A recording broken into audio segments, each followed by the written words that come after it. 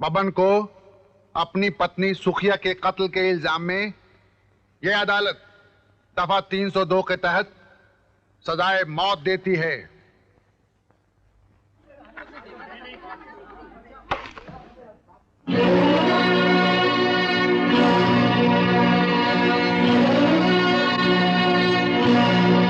जीवा, ये तुमने क्या किया?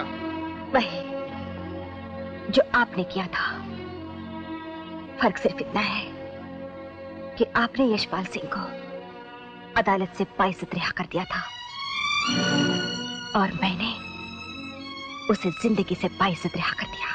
जानती हो, जो कुछ तुम कह रही हो उसके एवज में तुम्हें फांसी की सजा भी दी जा सकती है।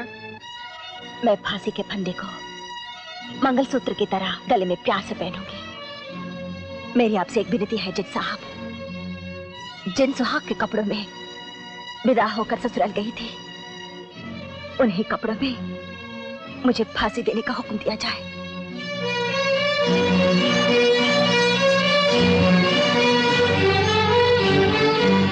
कानून की देवी, मैंने प्रतिज्ञा की थी कि जब तक यशपाल सिंह की चिता नहीं सजाई जाती, मैं चूड़ियां नहीं तोड़ूंगी। मेरी प्रतिज्ञा पूरी हो गई। ले ले मेरी चूड़ियां, ले ले मेरा सिंगार, ले ले।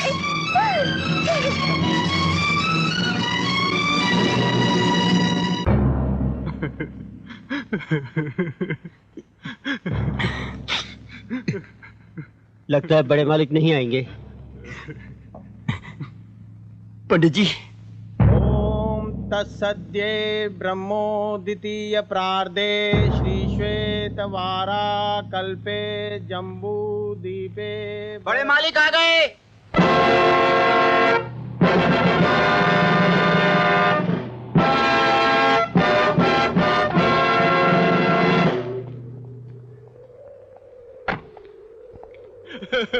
भाई साहब। धीरज रखो महिपाल, चलो। हम तो ये सोच रहे थे,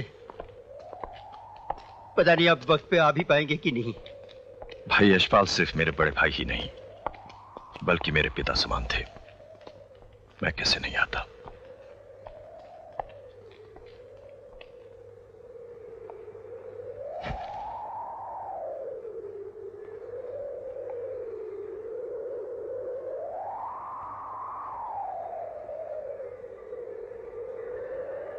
ओम तत्सद्ये ब्रह्मोदितीय प्रार्दे श्री श्वेत वारा कल्पे जम्बूदीपे भरतखंडे आर्यावर्तिक देशांतर्गते कलियुगे कलिप्रथम चरणे मम भ्राता मुख अग्नि समर्पयामि।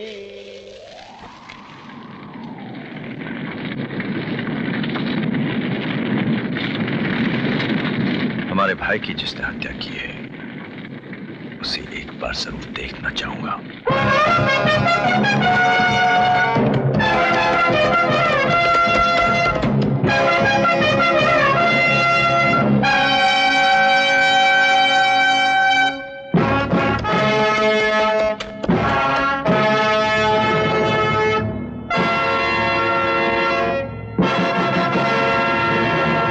भाभी माँ, आप और यहाँ? आपको यहाँ नहीं आना चाहिए था भाभी माँ। जहाँ चिता जलती है वहाँ कोई औरत नहीं आती। जिसका पति जवानी में मर जाए वो औरत नहीं रह जाती। कृपाल सिंह, मैं ये जानने आई हूं कि आप अपने भाई की मौत का बदला जीवा से लेंगे या नहीं। भाभी माँ, अच्छा तो ये होता कि आप जीवा को क्षमा कर दें, क्योंकि सच्चाई ये है कि इस सारे मामले में दोष भाई साहब का ही है। कृपाल सिंह, मेरे सुहाग में भले ही खोट था, लेकिन मेरे सिंदूर में कोई मिलावट नहीं थी। और महिपाल सिंह, तुम लोग यहाँ खड़े रहकर क्या कर रहे हो? चिता के पूछने का इंतजार? हाँ भाभी माँ, ताकि भाई साहब की अस्थियों को यहाँ से ले जाकर अंतिम संस्कार कर सके। ये चिता नहीं बुझेगी। आज से मैं हवेली नहीं जाऊंगी, यहीं रहकर इस चिता को चलाती रहूंगी। ये चिता उस समय तक चलती रहेगी जब तक जीवा जिंदा है। अपने भाई की चिता देखकर भी आप लोगों के खून में उबाल नहीं आया तो हवेली जाकर चूड़ियां पहन लीजिए। बस भाभी माँ बस। औरतों के तानों से तो बर्फ से भी शोले उठने लगते हैं, और फिर हम तो खानदानी महल पुत्र हैं। अगर आप हवेली नहीं जाएंगी तो हम भी अपने भाई की जलती हुई चिता की आग की कसम खाते हैं कि जब तक जीवा की मौत हम अपनी आंखों से देख न ले, हम आपके सामने कभी नहीं आएंगे, कभी नहीं। लिहाजा ये अदालत जीवा को दफा 302 के तहत उम्र कैद की सजा देती है।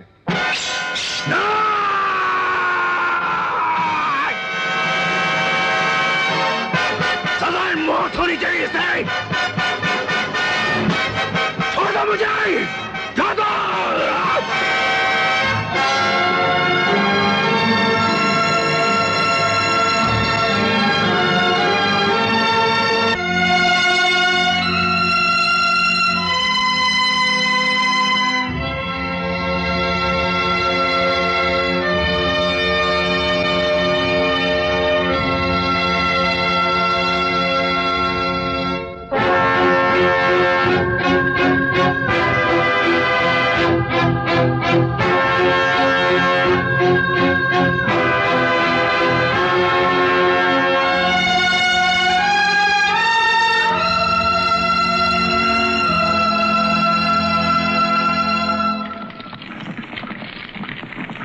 तुम लोग जिस वंश में पैदा हुए हो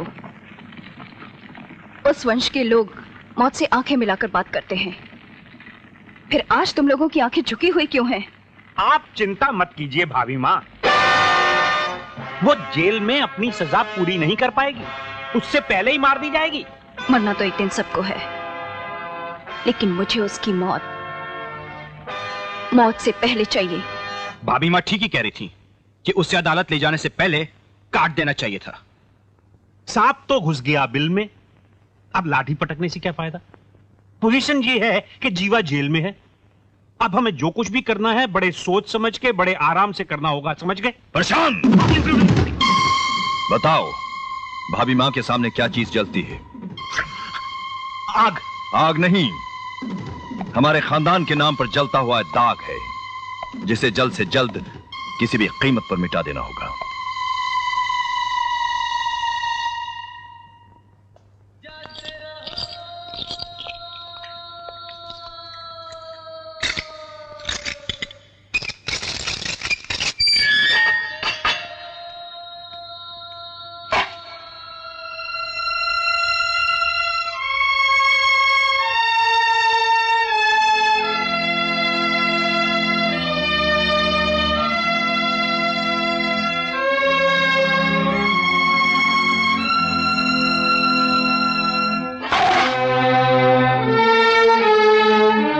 तुमने खाना मट्टी पर क्यों रख दिया?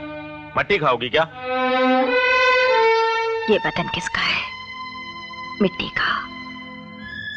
मिट्टी अगर जरा सी मिट्टी खा भी ले तो क्या फर्क पड़ता है? तुम्हें जो कुछ भी खाना है वो थाली में रखकर खा सकती हो।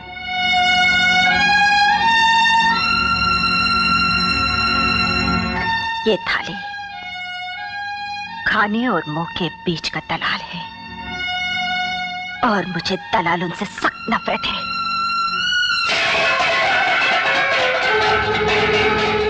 जीवा, बाहर तुमसे कोई मिलने आया है।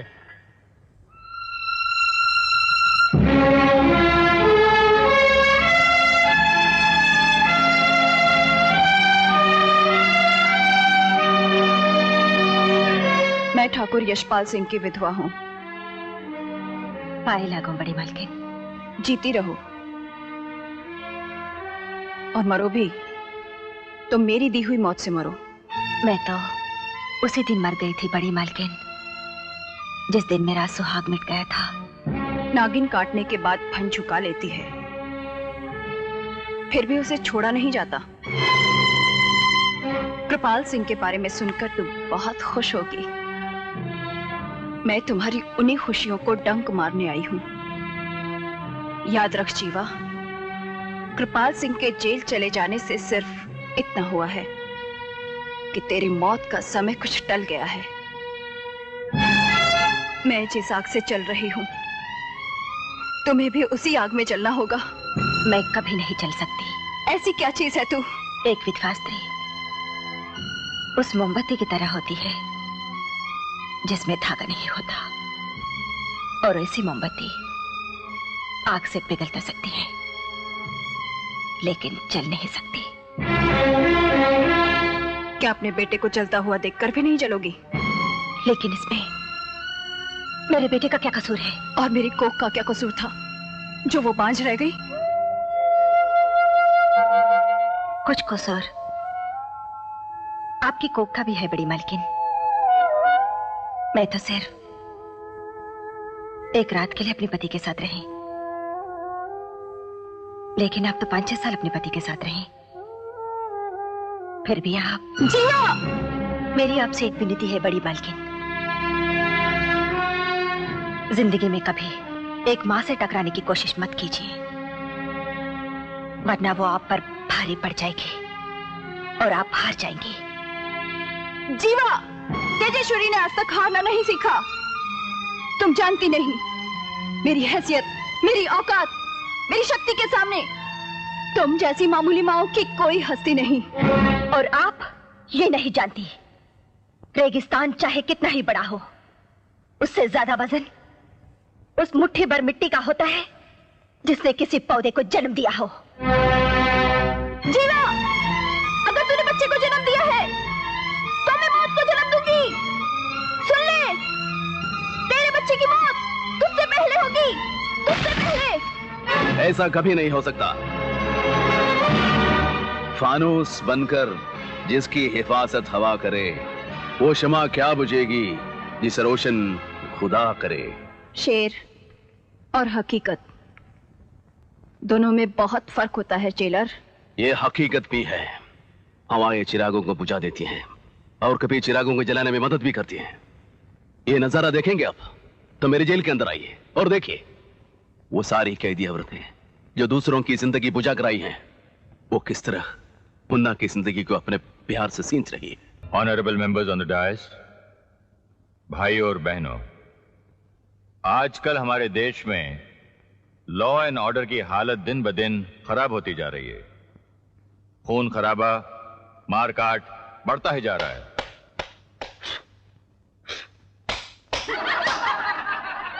Silence, silence. यह सच है कि कुछ कारणों से कानून कुछ कमजोर हो गया है, लेकिन इतना भी मजबूर नहीं हुआ है कि कानून की देवी का अपमान करने वालों को आप लोग सजा ना दे सकें। सजा जरूर दें। गौड़ा साहब, आपका कानून कमजोर भी है और मजबूर भी, और कभी कभी तो आपका कानून गुनहगार भी बन जाता है। कौन है ये? ये कहां से टपक गया? पता नहीं सर। तुम यहाँ क्यों आ गए? मैं यहाँ एक खबर देने आया हूँ कि मैं एक ऐसे मुजरिम को जानता हूँ जिसने कानून की देवी का अपमान ही नहीं किया बल्कि उसे फांसी दे दी। फिर भी मेरा यह दावा है कि आपका कानून उसको सजा नहीं दे सकता। ऐसा हो ही नहीं सकता। बताओ कौन है वो, उसे सजा जरूर मिलेगी। वैसे तो वो 6 साल की सजा पहले भी काट चुका है।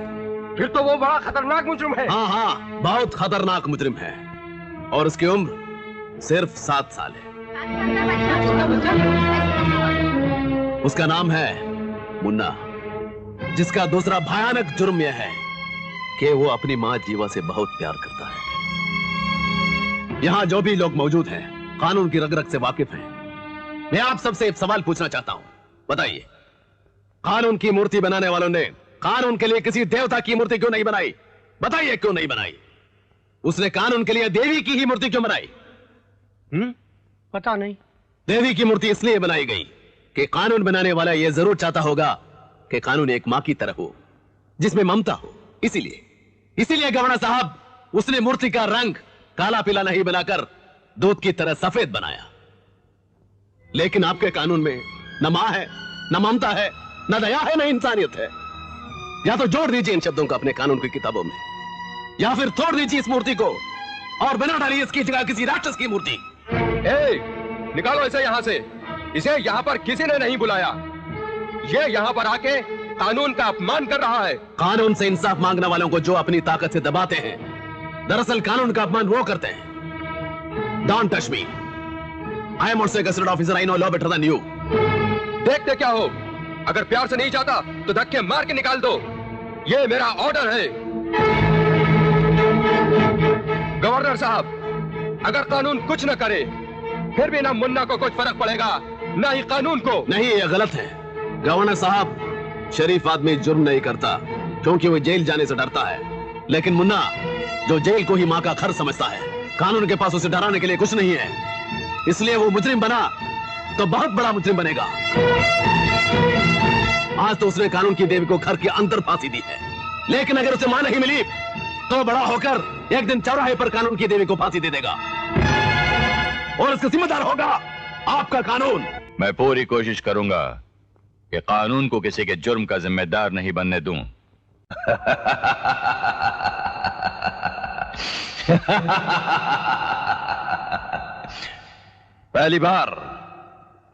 पहली बार इस गुंबद के नीचे तुम एक अच्छी खबर लेकर आए हो कि गवर्नर जीवा से जेल में मिलने आने वाले हैं।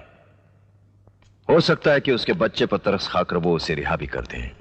भगवान करे ऐसा ही हो। जल्द से जल्द वो उसे जेल से रिहा करें और हम उसे इस दुनिया से रिहा कर दें।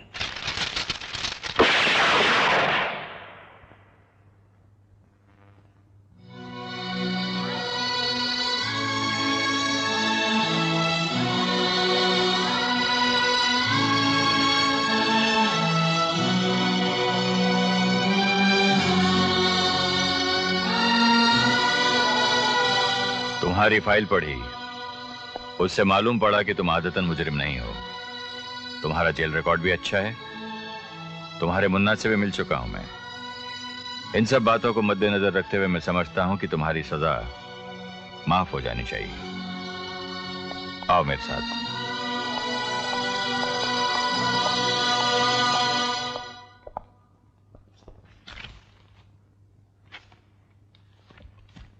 इस पर दस्तखत कर दो। ये क्या है? तुम्हारा माफीनामा। किस बात की माफी? यही कि तुमने यशपाल सिंह का खून करके गलती की, जिसके लिए तुम सरकार से माफी चाहती हो। गवर्नर साहब, मैं माफी मांगने के लिए तैयार हूं, लेकिन इससे पहले जिस कानून ने मेरे पति के हत्यारों को बाइज्जत रिहा कर दिया था, उससे कहिए कि वो मुझसे माफी मांगे। कानून से मुझे इंसाफ मिल गया होता तो मैं यशपाल सिंह का खून नहीं करती। गवर्नर साहब, बदले की कहानियां इसलिए जन्म लेती हैं क्योंकि आपका कानून इंसाफ नहीं दे पाता। इंसाफ इसलिए नहीं दे पाता क्योंकि आपके कानून की देवी बांझ हो चुकी है। बांझ नहीं, हरगिज नहीं। तो फिर दिलवाइए उन लोगों को सजा जिन्होंने मेरे पति के हत्यारों को माफ कर दिया था। सर, मुजरिम को सजा तो मिलनी ही चाहिए, चाहे वो कोई भी हो। तुम्हारे पति के केस की फिर से जांच हो, इसके लिए मैं पूरी कोशिश करूंगा। सर, इसके लिए भी इनको एक अर्जी डायरेक्ट सरकार के नाम से देनी पड़ेगी। वो अर्जी में बना लाया, सिर्फ आप अंगूठा लगा दीजिए। क्यों? अंगूठे से ही आदमी की पहचान होती है।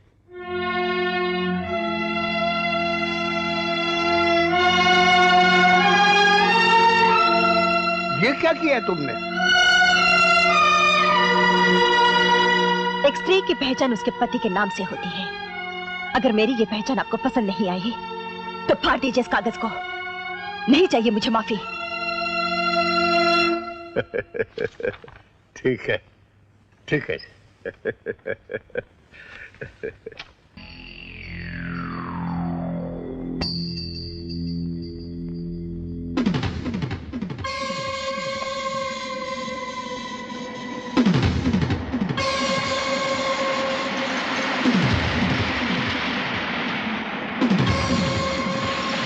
चलो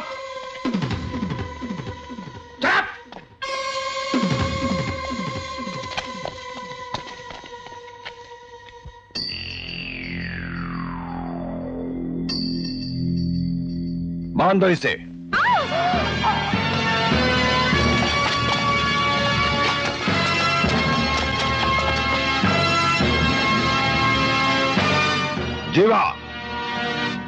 मेरे भाई यशपाल सिंह की चिता है ये, और ये वही जगह है जहां मैंने कसम खाई थी कि इसी चिता की आग में तुझे जिंदा जलाऊंगा। अदालत में पति के नाम पर मौत मांगने वाली, आज तुझे मौत मैं दूंगा। तुझे इस आग में जिंदा जलाकर मैं तुझे सती करूंगा। जालिम आदमी बहुत कंगाल होते हैं, वो मौत के अलावा और कुछ नहीं दे सकते। लेकिन मैं उनमें से नहीं। एक मौत की सजा तुम्हारे लिए बहुत कम है। मैं तुम्हें एक साथ कई मौतें दूंगा। सती करने से पहले विधवा को सुहागन बनाया जाता है। डाल दो इस पे रंग।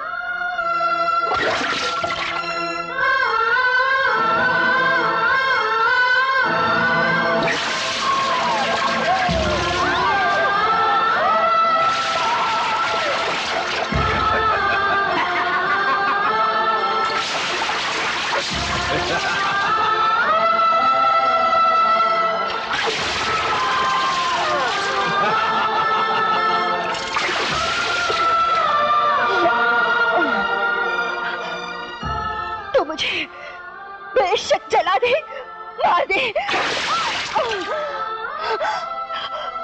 लेकिन एक विधवा के साथ ये अन्याय मत कर, ये अन्याय मत कर।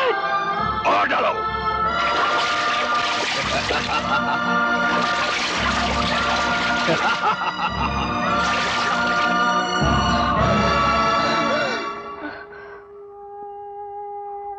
हे धरती,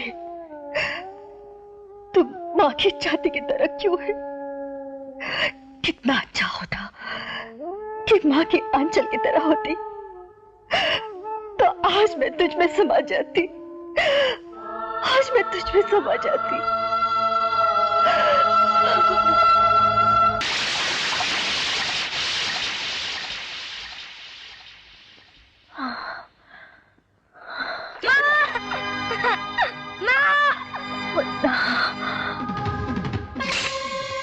हसिया से काटी थी ना मेरे भाई की गर्दन, हाँ?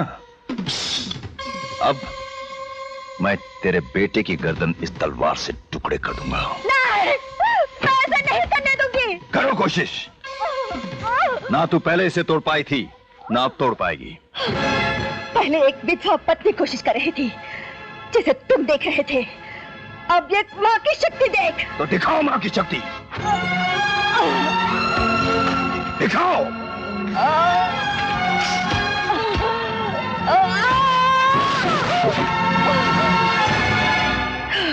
देखिए, एक माँ की शक्ति। ले जाओ इसे चिता के पास। अब इसे जिंदा जलाकर मैं अपनी सौगंध पूरी करूंगा।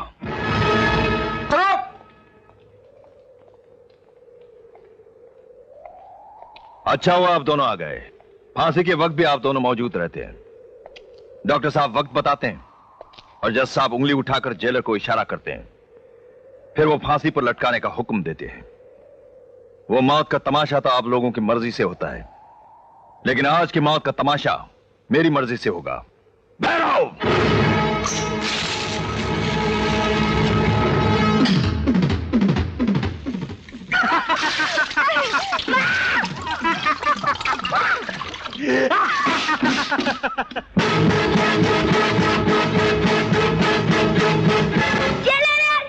आत्मा कभी नहीं मरती, जीवन का ये सूत्र है, जुल्म सितम से लड़ने वाला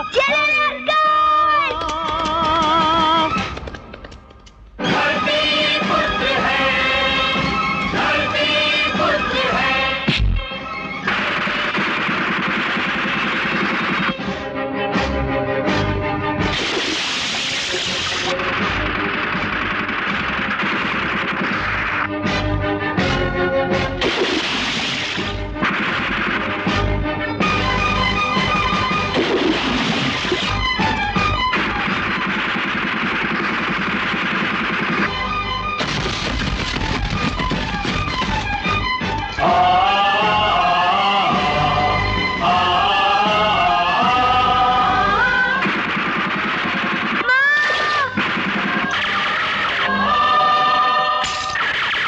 अर्थी कांधे पर उठाते हैं, लेकिन मैं तेरा कफन कांधे पर लाया हूं। हाँ कृपाल सिंह, यह है तेरा कफन।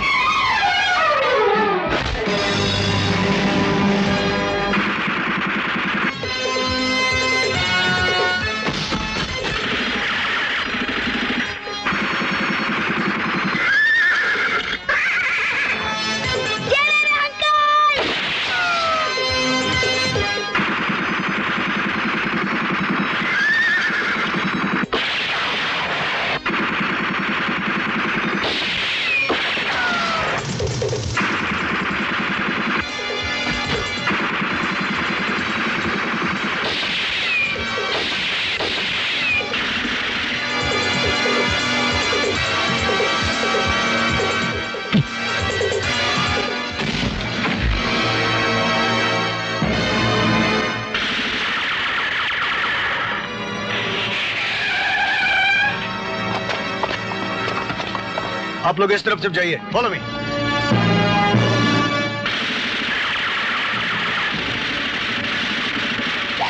कृपाल,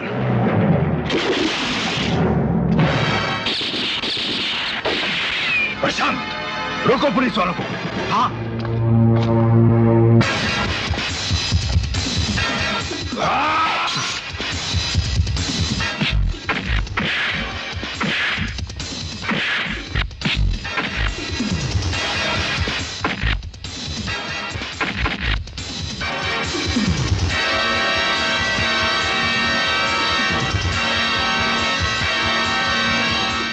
बच्चे को बचाओ, कोई बच्चे को बचाओ।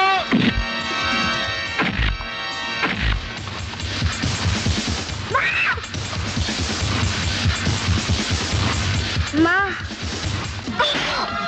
बच्चे को बचाओ।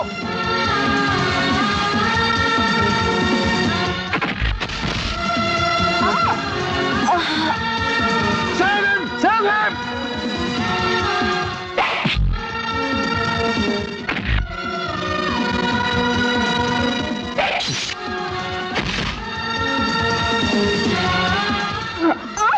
Come on, save him!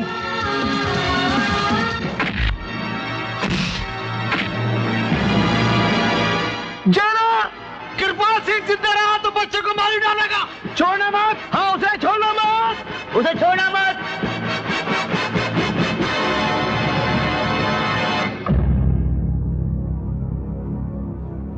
Kripal Singh, gulab by और अनवर खान के खून के इल्जाम में दफा 302 के तहत मैं तुमको सजाए मौत देता हूं।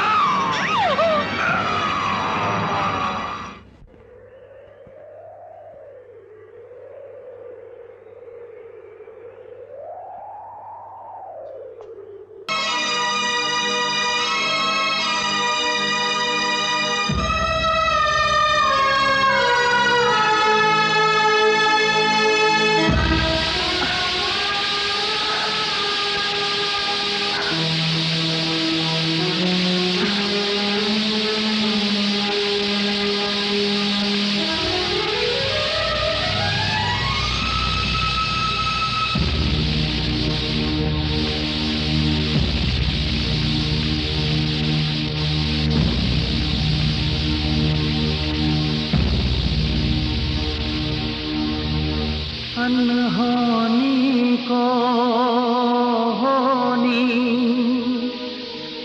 करके दिखाओ तो हो